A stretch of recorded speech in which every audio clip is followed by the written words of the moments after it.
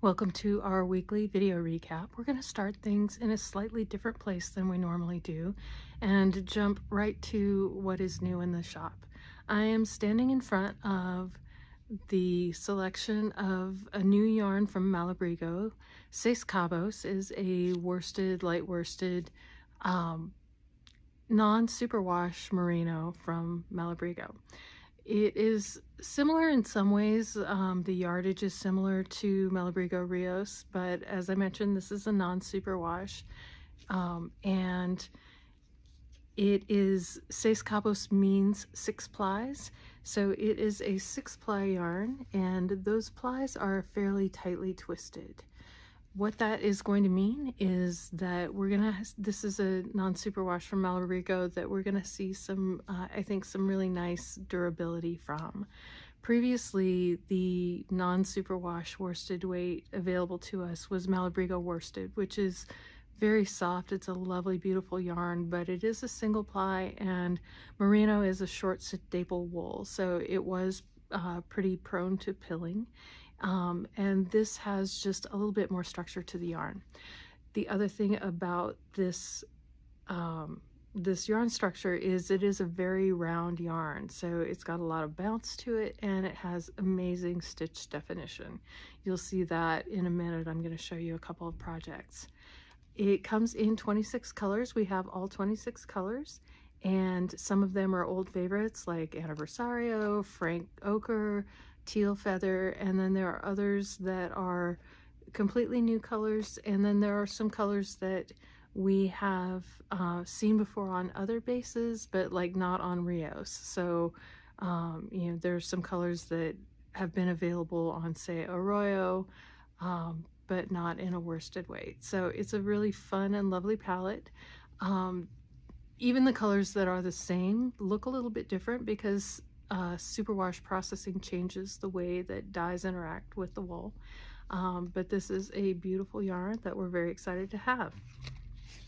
And the other thing that is new is we have a brand new large Yarn Folk tote. The graphic on it is Washington State with Yarn Folk and a ball of yarn in the middle, and has our location on it. These hold an enormous amount of yarn. I tested and I was able to put 17 skeins of Rios into this bag without mashing it down. It's made from a polyester canvas, so it's fairly heavy weight, and it is also water repellent to a certain extent. The top is also zippered, so that protects whatever's inside a little bit more. There are exterior pockets on both ends, and those are large enough to hold a water bottle, your phone, keys, things like that. So we're excited to have these and hope you like them. So when I first saw this yarn at trade show in Chicago in May, I did get a sample skein of the yarn. Due to the advocacy of my wonderful rep. And I made a sample beanie at that time. This is Benjamin Matthews Frost Ridge beanie. It is a pattern that is showing you how beautifully, except for the focus, how beautifully this yarn holds cables and textured stitches. Because it has that very round construction, it has really good stitch definition, and cables and textured stitches really show up beautifully in it. Because that is the case, I am using it to start my new project. So I am making the Mastija. It's M-A-S-T-I-H-A, which apparently is a liqueur, but I am not positive how to say it. This is a Thea Coleman pattern. Okay, the last thing we're going to touch on is we're going to go back to where we usually start. It's been very chilly in the mornings this week. Today it was 28 when we left the house.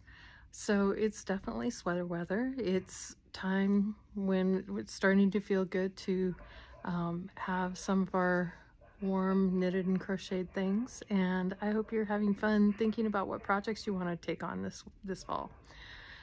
A couple of things on the calendar. On October 16th, we have our Build a Better Fabric class. That is a Zoom class with Patty Lyons. It's a live Zoom from 4 to 6 on October 16th. It is one that you have to register for in advance and pay for in advance so that you have the Zoom link.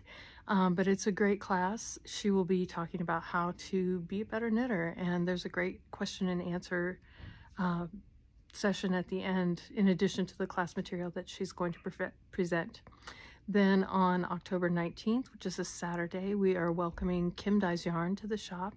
Kim is an indie dyer from Virginia, and when she asked me if I would be interested in doing an in-person trunk show with her in October when she was going to be visiting the Pacific Northwest, I jumped on that chance, and so we're very happy to be welcoming her on Saturday, October 19th.